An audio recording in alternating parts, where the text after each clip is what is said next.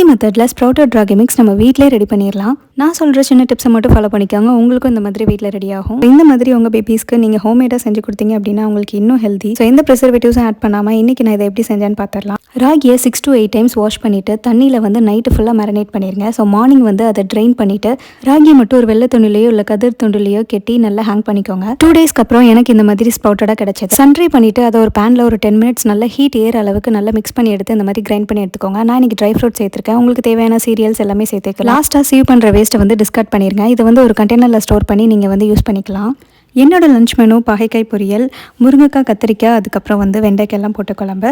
So டின்னருக்கு வந்து chapati ready பண்ணியிருந்தேன். ஸோ அதுக்கு வந்து ஒரு டிஃப்ரெண்ட்டான தொக்கு ரெடி பண்ணலாம்னு சொல்லிட்டு சின்ன வெங்காயத்தை வந்து ஒரு பேனில் நல்லா சேர்த்து வதக்கிக்கோங்க. மறுபடியும் கொஞ்சமாக எண்ணெய் சேர்த்து நான் வந்து வத்தல் வந்து வதக்கி எடுத்துக்கிறேன். ஸோ இது வந்து நீங்கள் ட்ராவல் பண்ணும்போது கெட்டு போகாமல் இருக்கும். தக்காளி, ஒரு பூண்டு, கொஞ்சம் உப்பு, அதுக்கப்புறம் கறி லீவ்ஸ் இதெல்லாம் சேர்த்து நல்லா வலுவலுன்னு அரைச்சி எடுத்துக்கோங்க. ஃபைனலாக சீசனிங் பண்ணி முட்டை சப்பாத்தி கூட சர்வ் பண்ணுங்கள்.